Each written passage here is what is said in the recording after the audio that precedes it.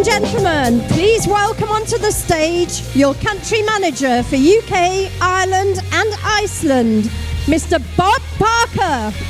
Excited to be here. We are really excited to be in the iconic Odeon in Leicester Square, a venue that's hosted so many film premieres over the years. If you haven't had a chance yet to wander upstairs, do during the lunch break. There's some great photographs of some of the stars that have launched their films here. In fact, earlier on I had the privilege of going right to the very top into the projector room, I think they call it. Of course, all the films pretty much nowadays are digital, but they still have one projector in there that has the old, I was going to say cellulite, but I think that's what's on my legs. It's not that, is it? That's the one, him anyway, celluloid. He'll be in later. They've got one of those projectors, which the camera guy who's worked here for a few years says they use about once a year. But what a fantastic venue. A great venue for us to launch our premiere, of course, our premiere of our Mastering Success Roadshow. And we're really, really excited about the content that we have today. And the message today really, I don't know what that phrase is, but I think it's something like the bluntest pencil is sharper than the sharpest mind. So I'd encourage you today to make lots and lots of notes, because I've seen the presentations of all our speakers today. There's some amazing material that I know will help you build your business as you leave here today. But for the most part, we want to have some fun as well. So don't get too comfy in those club class seats. I sat in them earlier on today and I said to one of the team, I reckon by after the lunch break, we're going to have to put the lights up and having a little 40 winks. I'm sure we shall keep you entertained. Who's here for the first time? Do we have any people at their first Forever event? Okay, stand up you guys, because I need to have a look at you. Thank you for being with us. Some up there too. Thank you. How exciting.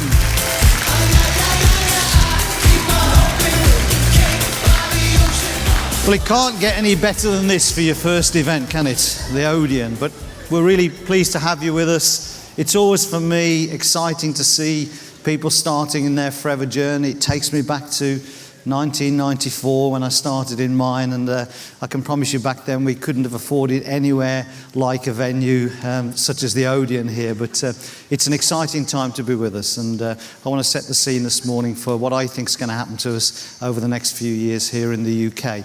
You probably know we've just come back from Dubai, and some of you were with us. Did you have fun?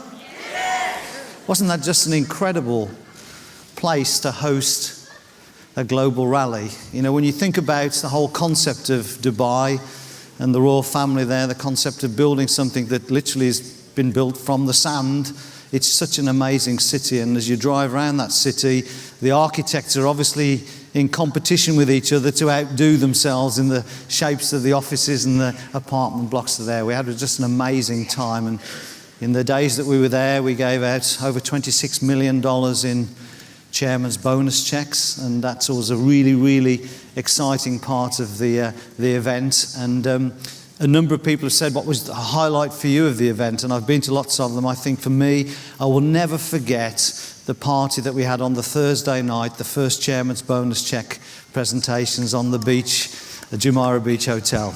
It was great, wasn't it? You know, when you were there just having fun and you see the Burj Al Arab behind you, and right down the front of the Burj Al Arab it's got forever. And you know, it was made even sweeter because I found out next day that one of the other companies in our industry, Nu Skin, had their event a quarter of a mile down the road, and guess what they were looking at during their entire event? So, the result, that's what I would say. But it was incredible. It's always a great place to be around the rallies, to see so many people from so many different parts of the world enjoying being part of Forever. And as part of the days that we were there, we again supported our charity, or the charity we've supported for a couple of years now internationally, and that's a Rise Against Hunger. And for those of you that took some time out of your schedule to be with us packing meals, I thank you very much for that. We packed close to 300,000 individual meals during the days that we were there, which are going to go out to poorer people around the world. And as you pack those meals, I think you have a sense of achievement and purpose, knowing that somebody's going to be fed for the day at some other part of the world. And it was a fantastic time. And if you come to a rally and you do that again, I'd encourage you to come to those days, because we've got music pumping, everybody's filling the meals. It's a really, really fun place to be. So it was great. We also, you probably heard, got visited by royalty. Yeah, we had the Crown Prince who came to see us. And actually that was part of the process that we had to go through to get permission to put the Forever banner down the Burj Al Arab, because apparently we were only the second company ever to be allowed to do that. And as part of that negotiation with the local government, the Crown Prince became aware of the fact that we were hosting our event there, and was very taken by the entrepreneurial spirit that we foster within Forever Living. And we didn't know whether he would be able to get time out of his schedule to turn up on the day, but he did. Stayed with us for quite some minutes, and we were in the local newspapers and on the local news. So that was a great achievement for us as well. We got a couple of recognitions while we were there as well. We got recognised as gold standard for our financials every year, of course. As you know, we're a cash-rich, we're a debt-free company. And part of that is, of course, we need to make a contribution. And the UK company last year, I'm proud to tell you, was able to contribute millions of pounds worth of profits back to the US, back to our manufacturing facilities, so that we can keep improving what we do. And this is me picking up on your behalf, actually, the Gold Award for Financial Wellbeing. So if you see any of our financial staff, yeah, thank you. Not down to me at all, definitely down to our financial team. So when you're at the next Success Day, if you see anybody from our finance department, say well done to them. And of course, the second award we picked up, I wasn't so excited about.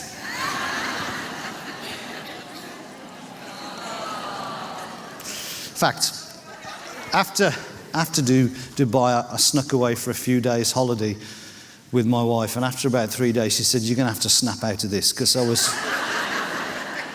was abusing the reef sharks, the rays. Two. What's two all about?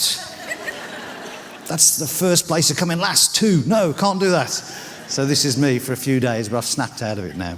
We should be proud of being two, because there's 158 countries. However,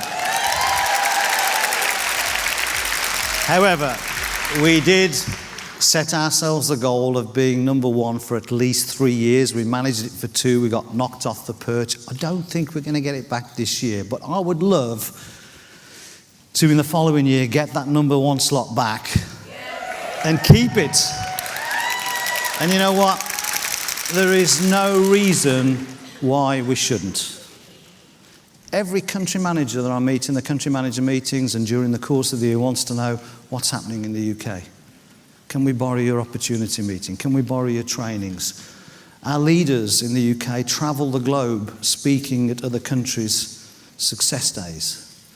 That's the resource and the platform that we have here in the UK to not only get the number one slot, but I believe hang on to it for years and years and years to come, because we are so far ahead in terms of our development and in terms of our resource of any other country that I see. So I hope that you'll join with all of us in the leadership committee in making that our focus over the next few years, to get that number one slot back and to hang on to it. But in the meantime, congratulations on being number 2. So this is about us having a vision for what's possible.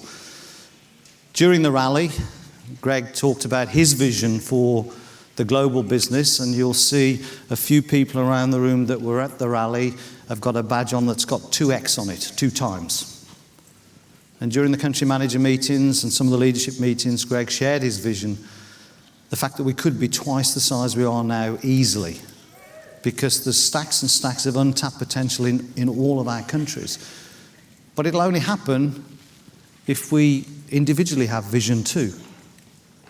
You know, your business could be twice, 3 times, 4 times, 5 times as big as it is now a year from now, if you have the vision.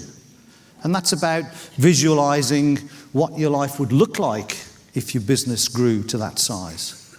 When you come to visit us at Longbridge Manor, what car will you be driving? I can promise you now, compared to even 10 years ago, most days around the manor there is some really, really smart cars. And that's because those individuals had the vision. And in spite of what anybody said to them along the way negatively, they just carried on, they stayed focused, and they're building something that's helping lots and lots of people along the way. And there's no limit to what your vision can be. You know, we're never going to write to you saying, stop at the Ferrari. Actually, Dubai, that was something. Wow. You know what, sometimes when I'm in London and I see some really obscure coloured Bentleys or Ferraris, I think, who the hell would ever... You know, I saw one a few years ago, a Ferrari that was covered in felt. I'm thinking, you couldn't use it in the rain, you couldn't really use it in the sun. Why the heck would you cover your Ferrari in felt? And now I know why they cover their Ferraris in felt, because the whole street's got a Ferrari, so you need yours to stand out. Dubai was interesting. So there's no limit to how big your goals can be or your vision can be. I can promise you Forever can deliver. And so if it is you want to arrive at Longbridge Manor by helicopter, we can accommodate that too. Greg asked me a couple of years ago, how big did I think the UK business could be? And I think it can be £1 billion business just in the UK. He said, well, let's start with £500 million. And I think, you know, this is easily achievable for us in the next few years, because the truth is, in spite of our success, we're still the best kept secret in England, Scotland, Wales, Ireland, Iceland, the tiny little country of Iceland that I've worked in for 19 years. You can still walk down Reykjavik High Street today and most people have not heard of Forever Living. And yet Iceland is one of the most productive countries in the Forever world. So if you look at what's happening around the Forever world, you can see that in spite of our success, we are underperforming in terms of the market penetration compared to some of our even local markets. So what I've done here is take the population, divide it by the number of case credits that we're doing on average each month to give you a CC per million. Ireland does twice as much business per head of population as the UK. Anybody from Ireland here today? Well done, you guys. So is it true you're twice as good as the rest of this lot? Definitely. Definitely, they say.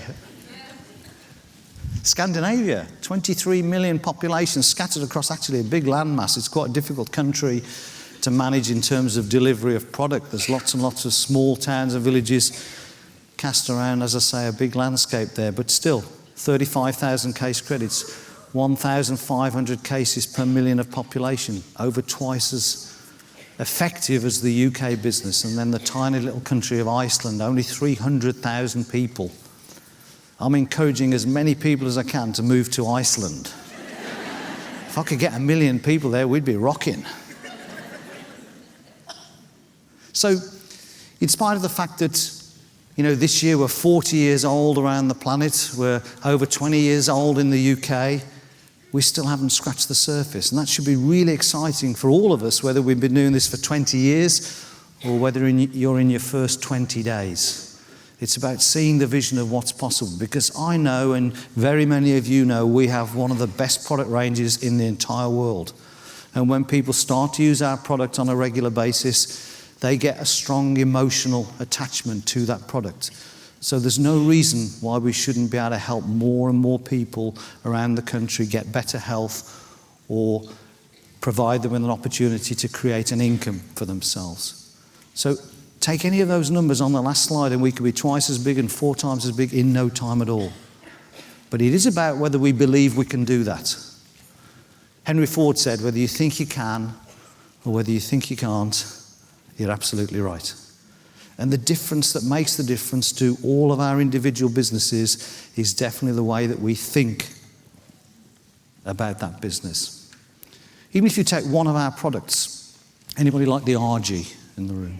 Okay, yeah, I love RG. I travel with RG now since we've had the little sachets. It's absolutely fantastic. And I don't know whether you feel the same way, but if I don't take RG for a few days, I can feel that my energy levels aren't as good as they normally are. So I'm hooked on RG. So if we had 100 people who'd never heard of RG before, do you think it's possible that you could convince one of them to become a regular customer? 1 in 100? That's a pretty poor statistic, isn't it? But with 65 million people, even if 1% of the population, that's 650,000, bought one tub from us each month, we'd be nearly a £400 million business. And we're currently a £130 million business. Just one product. And when you factor in the other products that we have, the great skincare range that we've just launched in Dubai, which Louise is going to train on later today, we have a new product to help us move better. That's about the only thing we can say about it, is the title, Move. Genius.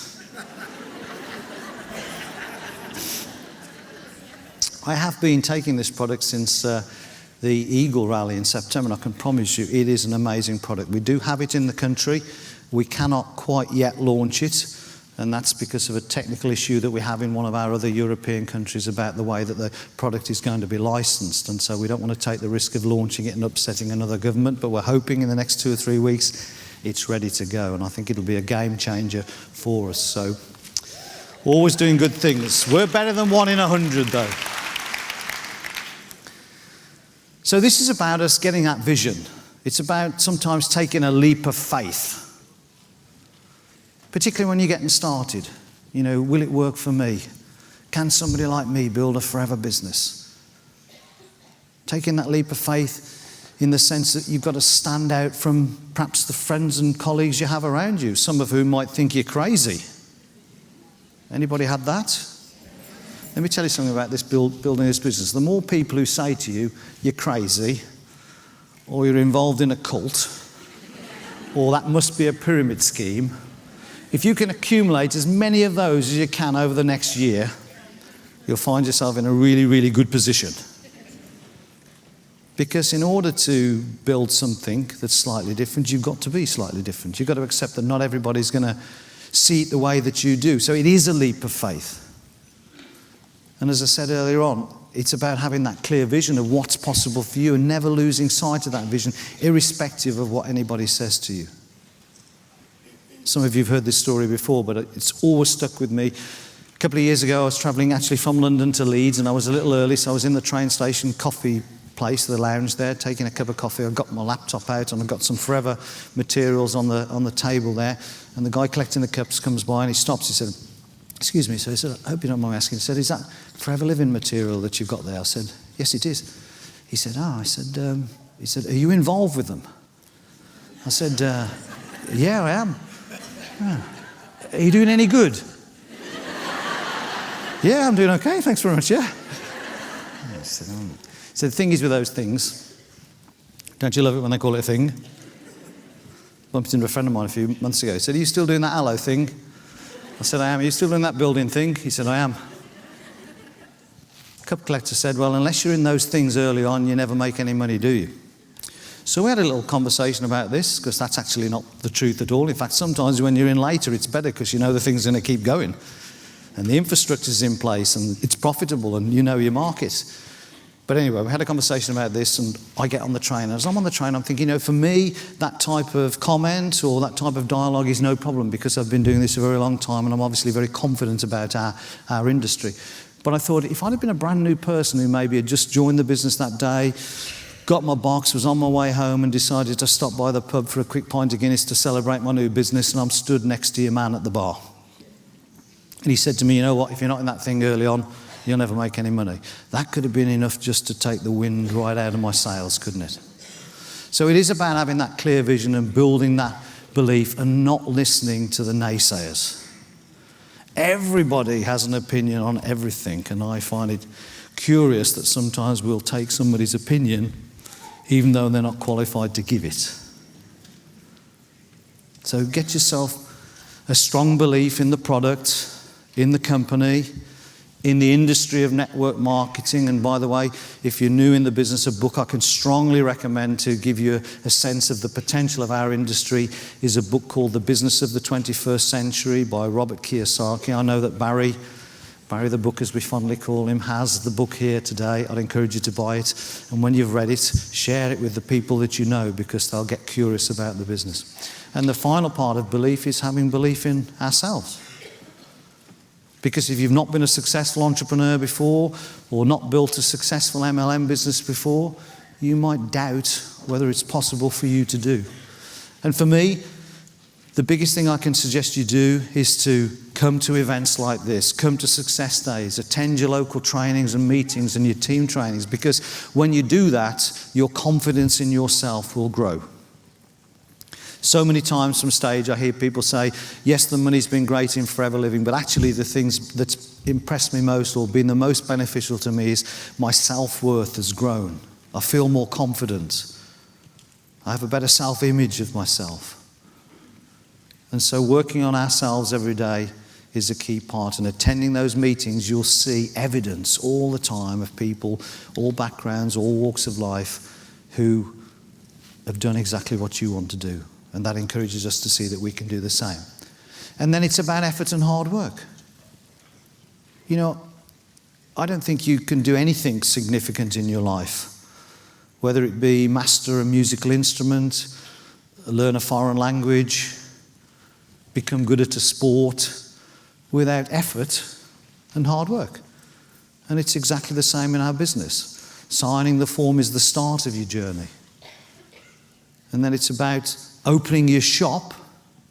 We don't have a physical shop, of course. Our shop is what comes out of our mouth every single day. And if you do that with confidence, with excitement, with energy, you will attract, over time, the relatively small number of people that you need to attract, actually, in order to build something significant. And along the way, there'll be lots of people who try and knock you off track. But if you just stay true to your goals and to your purpose and your vision, I can promise you, you can change your life in a relatively short period of time. And that's about being passionate. There is a phrase, and I believe it to be true, that people buy people first.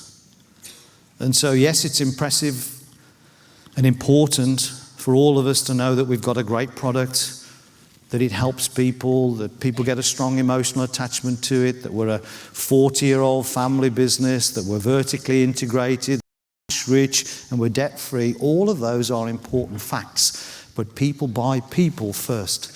And so the way that we say something and the energy that we give to that message will be the determining factor often as to whether people buy us. So when you leave the house each day, leave it with the mindset that you're going to try and positively influence as many people as you can that day, even if it's with a smile or a thank you or the use of somebody's name. And when you do that, you suddenly find you become a people magnet. And that's what our business is about. So I hope that during the course of today you take lots and lots of notes. What I hope more, though, is that you take those notes home and decide to take some action on some of the things that you've learned.